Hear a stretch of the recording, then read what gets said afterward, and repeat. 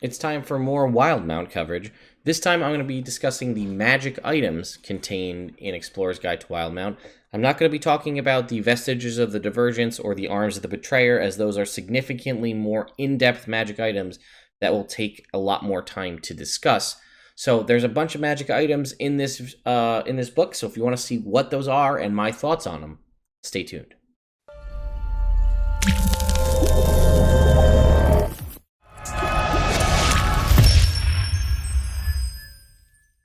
Alright folks, I'm Ted, this is Nerd Immersion, and let's talk some magic items. So here we are in the treasure section, the Wildemount treasure section. As I stated before, just this section here, magic items A through Z. We're not going to talk about Arms of the Betrayer or Vestiges of the Divergence in this video. We will do that in a separate video after the fact. So first up, we have the Archeron blade. I guess that's how you pronounce it. They don't have pronunciation guides for the magic items, so... It is any sword. It is a rare magic item. This black blade, the black blade of this sword is crafted from a mysterious, that's a new one for me, mysterious arcane alloy. You gain a +1 bonus to attack and damage rolls. While the sword is on your person, you are immune to the effects that turn undead. So very rare that will happen, unless you happen to be an undead character, or more than likely you're giving this to an undead villain or NPC. Dark Blessing. While holding the sword, you can use an action to give yourself 1d4 plus 4 temporary hit points. This can't be used again until the next dusk. Nice to change that up there and make it a darker blade. It happens at dusk rather than dawn. I believe that's like the False Life spell was pretty much 1d4 plus 4 temporary hit points, and that was a necromancy spell, so that fits. And Disheartening Strike. When you hit a creature with an attack using this weapon, you can fill the target with unsettling dread. The target has disadvantage on the next saving throw it makes before the end of your next turn. The creature ignores this effect if it's immune to the frightened condition, and once you use this property, you can't use it until the next dusk. This is the first weapon, or first item in the book, and I'm actually pretty pumped about it. So what I like about this is it's as part of a hit. It is not like a bonus action. It's when you hit, it happens. It does not take up any action economy, and there's no saving throw. It just gives them disadvantage on the next save before the end of your next turn. So depending on how initiative order works out, and if you're like a paladin or maybe a warlock or whatever the situation is, or even, it's a sword. You could be a cleric, whatever it is, you could hit, and then either you or an ally could make some, make a move to do something powerful while this thing has disadvantage on its next saving throw. Next up, we have Amulet of the Drunkard. This is uncommon here. I really like this one. It's a really simple one. While wearing it, you regain 44 plus 4 hit points whenever you drink a pint of beer, ale, mead, or wine. So it just makes alcohol heal you. Once the amulet has restored hit points, can't do so again until the next dawn. It's also non-attunement, which is nice, and this could be a really good flavor item for a drunken master monk, or any character or dwarf, really any character who likes booze, but given the perception of a drunken master monk, this could help out. All right, next up we have Arcane Cannon. This is a very rare item. This large cannon is imbued with magic. It requires no ammo and does not need to be loaded. Takes an action to aim the cannon and 1 action to fire it. After the cannon has fired, it must be recharged for 5 minutes before it can be fired again. When firing, you can choose one of the following options. Acid Jet. It discharges an acid line in a 300-foot long line that's 5 feet wide. Each creature in that line must make a DC 15 Dex save or take 4d10 acid damage, or half on a success. In addition, a creature that fails takes an additional 2d10 acid damage at the start of each of its turns. It can end this effect by using its action to wash off the acid with a pint or more of water. Fire Jet, still 300-foot line, 5 feet wide.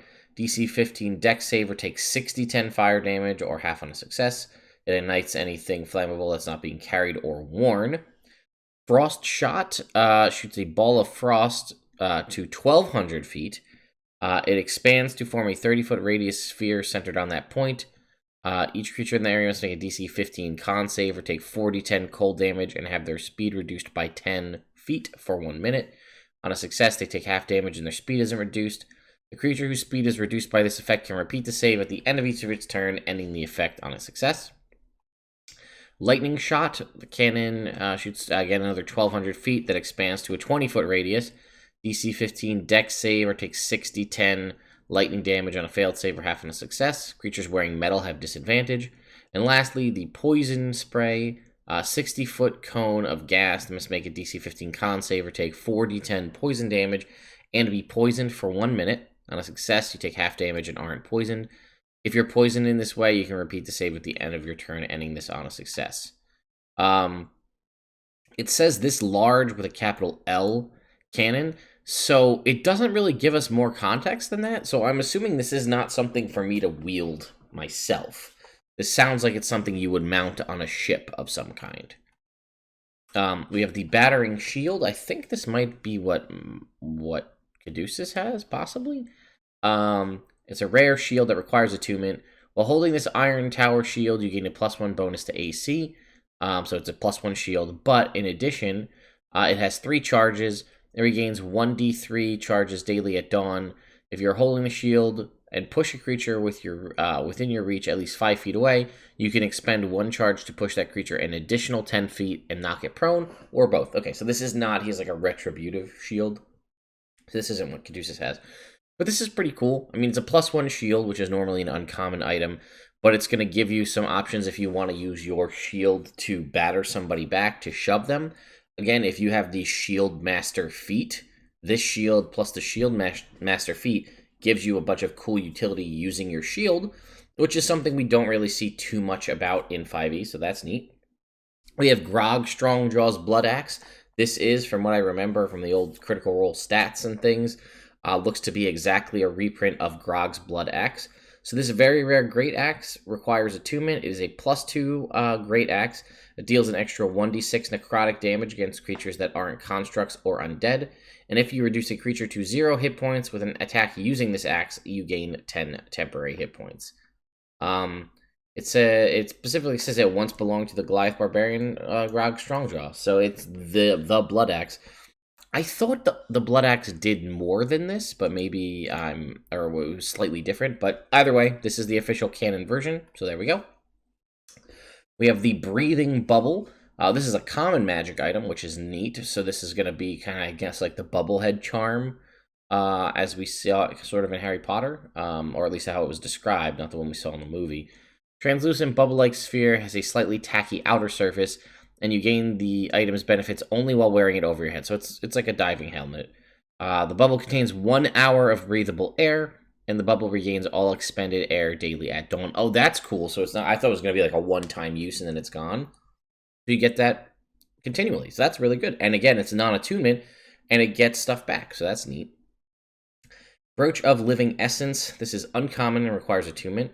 While wearing this nondescript brooch, spells and anything else that would detect or reveal your character type treat you as humanoid, and those that would reveal your alignment treat it as neutral.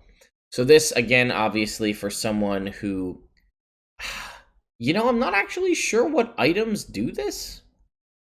Anything else that would detect or reveal your creature type treat you as humanoid. Oh, I guess so this would be like detect good and evil, something like that. And those that would reveal your alignment. I don't even know if there's any things that in like spells or abilities in D&D 5e that reveal your alignment.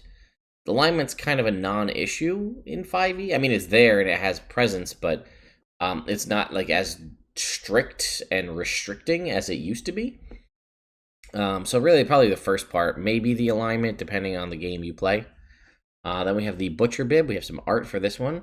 Rare attunement magic item. It's perpetually covered in blood while wearing it. Once per turn, when you roll damage for a melee attack with a weapon, you can re-roll the weapon's damage dice. If you do so, you must use the second roll, so like a lesser version of Savage Attacker. And your weapon attacks that deal slashing damage crit on a 19 or 20. That's actually pretty sweet. I like that. For some reason, it makes me immediately think of Diablo 2, which is awesome. So let's keep going. Coin of Delving, another common magic item. I love common magic items, so I'm always pumped to see them. This scintillating copper coin sheds dim light in a 5-foot radius. If dropped a distance greater than 5 feet, the coin issues a melodious ringing sound when it hits a surface. A creature that can hear the chime can determine the distance the coin dropped based on the tone. That's cool. This solves the issue of everybody always like, I throw a stone down the well or I drop a torch. This actually is a magic item that's sole purpose is to do that. So this is something I'm definitely going to be adding into my campaigns for sure. Corpse Slayer. This is available for any weapon, +1 magic weapon. When you hit an undead creature with an attack using this weapon, it deals an extra 1d8 damage of the weapon's type, and the creature has disadvantage on saving throws against effects that turn undead until the start of your next turn. It is any weapon, so this is obviously something that perhaps a paladin or a cleric would want to gain access to. It is a rare magic item, so that's something to consider, because typically rare, rare weapons are +2, and I just happen to know off the top of my head that a Sunblade is a +2 sword that does an extra d8 damage to undead, and then it also has the fact that it's sunlight. So this, it's a cool concept because it could be anything. But there are some better, like, again, Sunblade is a option that does more or less the same thing. A Dispelling Stone, I believe we have seen this in Critical Role Campaign 2. The smooth rainbow-colored egg-shaped stone can be thrown up to 30 feet and explodes in a 10-foot radius sphere of magical energy on impact, destroying the stone. An active spell or 5th level or lower ends, or lower in the sphere ends, right? So it is a very rare non-attunement magic item because it's a consumable, essentially. But it's a 10-foot radius sphere, so it says any spell of 5th level or lower. So if there is someone basically like next to some sort of magically buffed thing, but there's also an enemy there with buffs on them, you could get them both as long as it's both contained within the sphere. Again, another item I will be adding into my campaign. It's just a cool concept. Dusk Crusher is awesome. I love this one. I think this was Carrick, Patrick Rothfuss item, or similar to it, from Campaign 1. Warhammer, very rare. It takes the form of a leather-wrapped metal rod emblazoned with the symbol of Palor, the Dawnfather. While grasping the rod, you can use a bonus action to cause a hammerhead of crackling radiance to spring into existence. The hammer's radiant head emits bright light in a 15-foot radius and dim light in another 15 feet. The light is sunlight, and you can use an action to make the head disappear. So similar to a sun blade, but it is a hammer instead. While the radiant hammer is active, you get a +2 bonus to attack and damage rolls made with it. The damage becomes radiant instead of bludgeoning, and any undead creature hit with the weapon takes an extra 1d8 radiant damage. So again, that function right there is essentially the Sunblade. The only thing is a Sunblade, you can intensify the light or dim the light, but that's trumped by Dusk Crusher having, when the radiant head is active, you can use an action to cast the Sunbeam spell with a save DC of 15 from the weapon once per until the next dawn.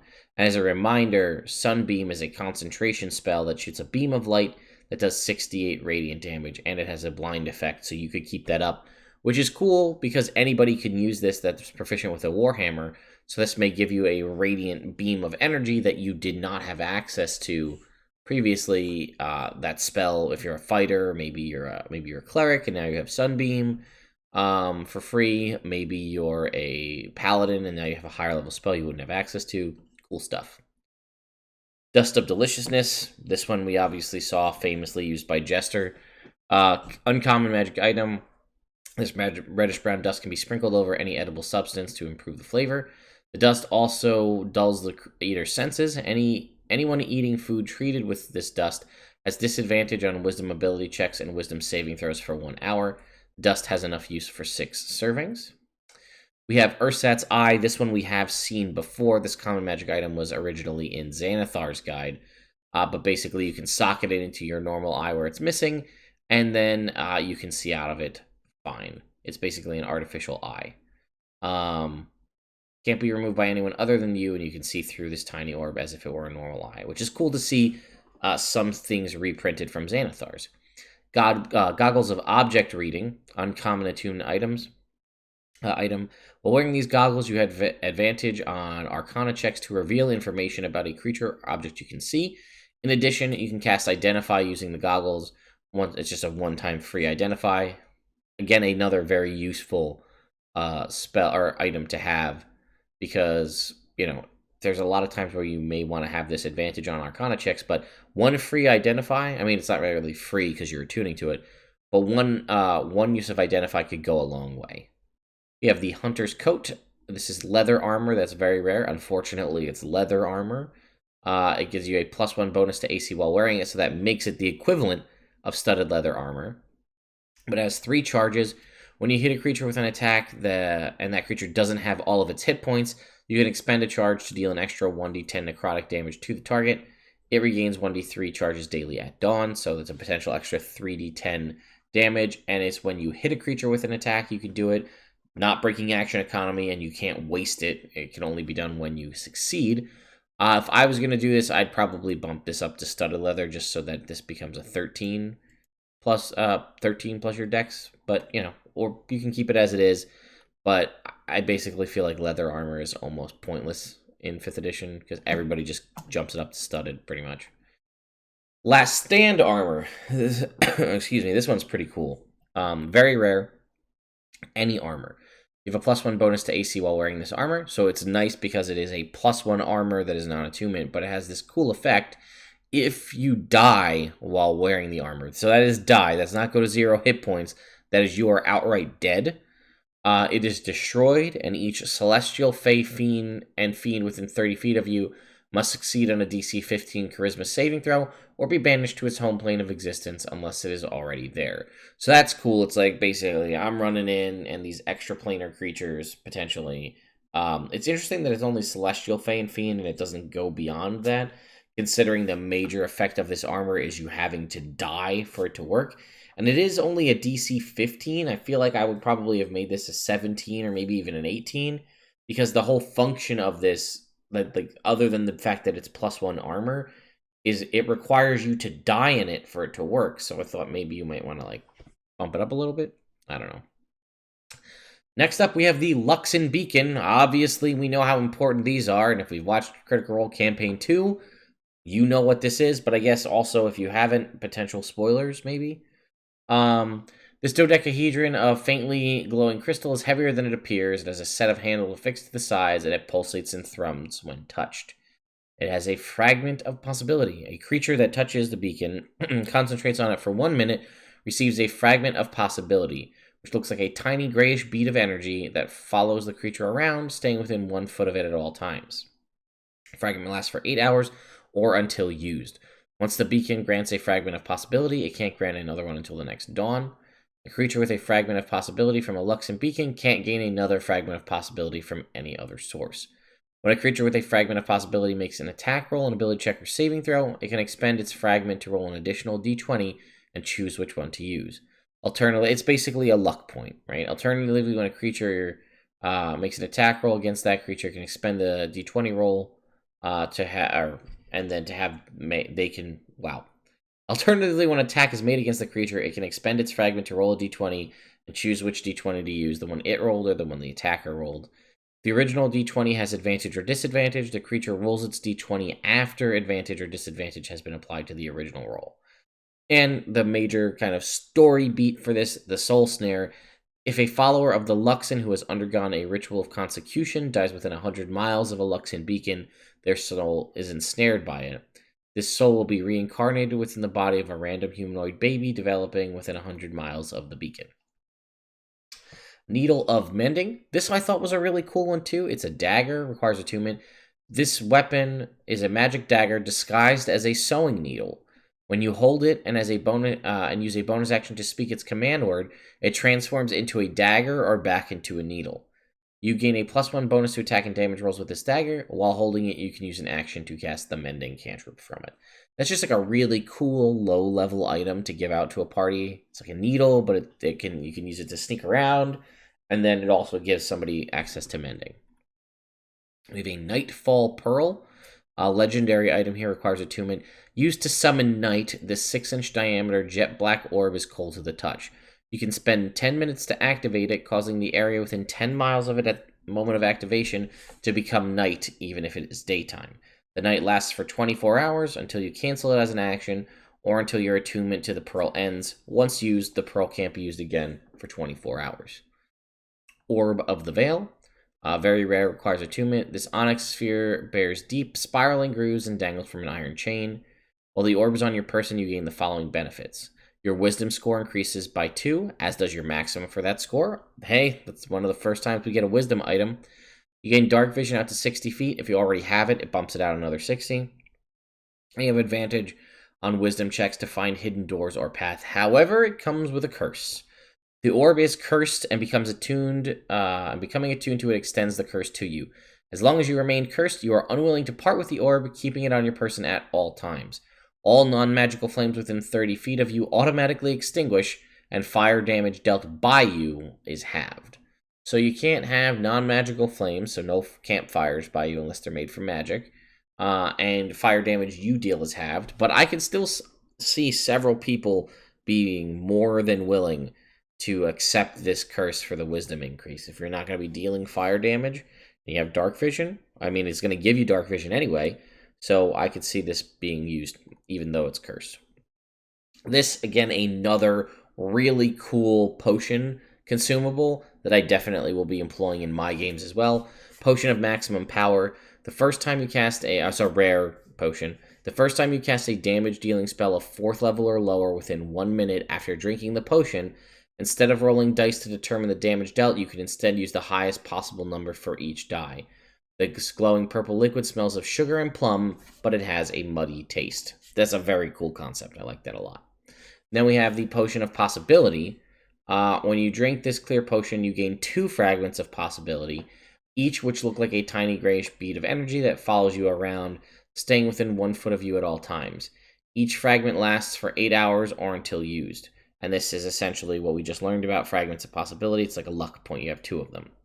Well, you have 1 or more fragments of possibility from this potion. You can't gain another fragment of possibility from another source. We have Prosthetic Limbs. This we saw in Eberron, but it's a common magic item, attunement by a creature that's missing a limb, and it basically, you attune to it, and you can attach and detach it as an action, but it can't be removed by anybody else. And if you have multiple prosthetic limbs, they count as a single magic item with regard to the number of magic items you can attune to, and they essentially replace the limb, and everything functions as normal. This is another cool consumable that I also want to add because I like this. Reincarnation Dust. When this small pouch of purple dust is sprinkled on a dead humanoid or piece of a dead humanoid, the dust is absorbed by the remains. If willing, the dead creature returns to life with a new body as if the reincarnate spell had been cast on them. The consumables in this, I've already talked about some of the hard, permanent magic items, and a couple of them I do really like the Asheron Blade, the Dusk, whatever it was, the hammer, and the needle, the mending needle, or needle of mending. But the consumables I feel like are really where it's at. I'm really digging them a lot. Ring of Obscuring, this uncommon attunement magic item, looks like this cool skull with a yellow eyeball. It has 3 charges and regains 1d3 charges daily at dawn. As an action, while wearing the ring, you can expend one of its charges to cast the Fog Cloud spell from it, with the following changes. The cloud is centered on you when it first appears, and the spell lasts for 1 minute, no concentration. So that's cool. Unfortunately, it doesn't let you see through the fog cloud, but it is pretty neat nonetheless that it's on you, and it's non-concentration. So that's pretty sweet. Ring of Temporal Salvation. This is a rare attunement magic item. If you die while wearing this gray crystal ring, you vanish and reappear in an unoccupied space within 5 feet of the space you left. Wait, what? If you die while wearing this gray crystal ring, you vanish. Okay, so you die, gone. And you reappear in an unoccupied space, within 5 feet of the space you left. If you have a number of hit points, equal to 3d6 plus your Constitution modifier. If your hit point maximum is lower than the number of hit points you regain, if your hit point maximum, is lower than the number of hit points you regain, your hit point maximum rises to a similar amount. If you have any levels of exhaustion, reduce your level of exhaustion by 1. Once the ring is used, it turns to dust and is destroyed. So it's a one-time use ring, and it happens. Its effect takes effect immediately when you die. Let me just read this one more time. So you die, you disappear and reappear, and you have a number of hit points equal to 3d6 plus your con mod. If your hit point maximum is lower than the number of hit points you regain, your hit point maximum rises to a similar amount. Okay, I'm just getting hung up on this. Maybe it's because it's late, I don't know. So let's say you roll max damage and you have a plus, let's say you have 20 hit points. You regain with your roll and your con mod 20 hit points. If your hit point maximum is lower than the number of hit points you regain, so let's say your maximum hit points are 15 and you have 20 hit points you gain, your hit point maximum rises to a similar amount. If I'm reading that right, does that increase your maximum hit points to 20? I don't know. Either way, it's a cool concept. The wording there is a little confusing to me. If the hit point maximum is lower than the number of hit points you regain, your hit point maximum rises to a similar amount. I don't know. All right, moving on. Rod of Retribution. Uncommon attunement magic item. This adamantine rod is tipped with a glowing crystal eye. 3 charges that recharge daily at dawn. When a creature you can see within 60 feet of you damages you while you're holding this rod, you can use your reaction to spend one of the rod's charges to force the creature to make a DC 13 Dex saving throw. The creature takes 2d10 lightning damage on a failed save, or half as much on a success. So this is kind of similar to almost like a Tempest Cleric's a 1 ability, but in a rod, so anybody could use it. We have this Spell Bottle, a legendary attunement magic item. This glass bottle can store 1 spell up to 5th level at a time. When found, roll a d6 and subtract 1. The total determines the level of spell in the bottle. The DM chooses a spell, and 0 means it's empty. A swirling blue vapor fills the bottle while it contains the spell. When the bottle is empty, any creature can cast a spell of 1st through 5th level into it by touching it while casting. It has no effect other than being stored in the bottle. While holding the bottle, you can cast the spell stored in it. The spell uses the slot level, spell save DC, spell attack bonus, and spellcasting ability of the original caster, but is otherwise treated as if you cast the spell. The bottle becomes empty once the spell is cast. I was going to say, this sounds like a Ring of Spell Storing, but more complicated in allowing you to have up to a 5th level spell in it. If you're holding the empty bottle here it is. If you're holding the empty bottle when you see a creature casting a spell within 60 feet of you, you can open the bottle as a reaction in an attempt to interrupt the spell.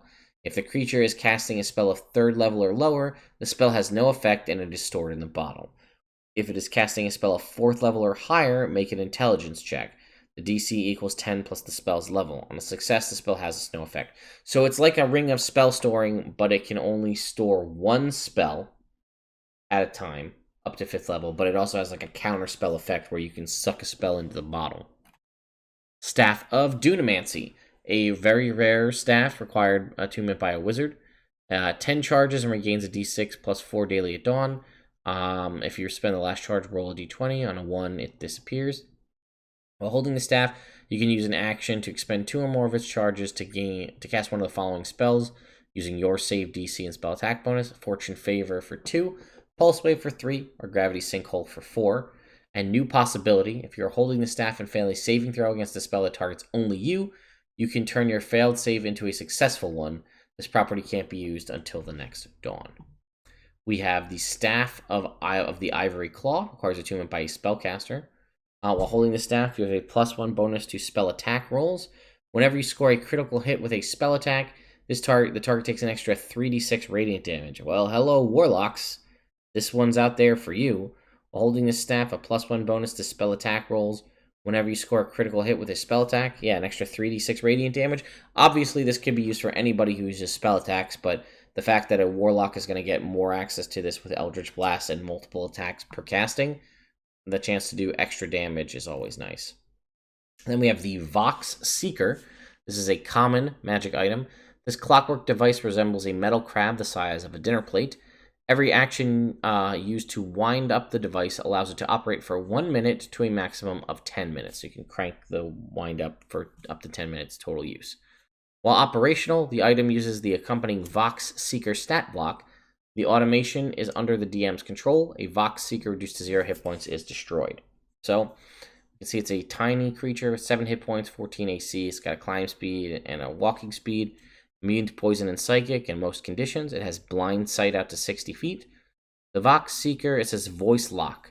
The Vox Seeker must move toward and attack the source of the nearest voice within 60 feet of it, to the exclusion of all targets for as long as it remains operational. This Vox Seeker can climb on all surfaces, has a pincer attack, +2 to hit, does d4 piercing damage, +3 lightning damage. It's a common magic item, so that's probably why. So you wind this thing up and you just kind of leave it there, and it moves towards and attacks the source of the nearest voice within 60 feet of it. So that's it. Like, it's just a, like, I mean, I guess for a low level, because it's common, it's just like a way to deal damage to somebody. I don't know. I'm curious what your thoughts are. Is there anything you can think of clever uses for this? And then lastly, we have Weapon of Certain Death. This is any rare item, non-attunement. When you damage a creature with an attack using this weapon, the target can't regain hit points until the start of your next turn. So that is very cool. It's going to shut down magical healing. Very neat. So that covers all of the Wildemount magic items. Again, future video will cover Vestiges of Divergence and Arms of the Betrayer. This is already a half an hour long, and we haven't even got to those, and those are significantly longer with a lot more to talk about.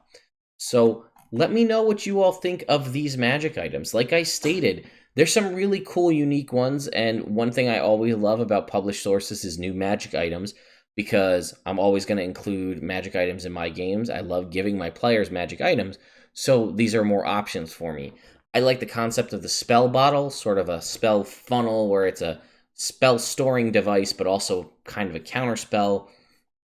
And like I said, I love the consumables. I thought those were some of the coolest things out there. The Reincarnation Dust, or the potions that give you luck points, or specifically the one that's going to maximize the damage roll of a spell. Or even like the Delving Coin. Really cool little things that you could just add into your campaign and have that become part of the world. And that, I think, will go over very well.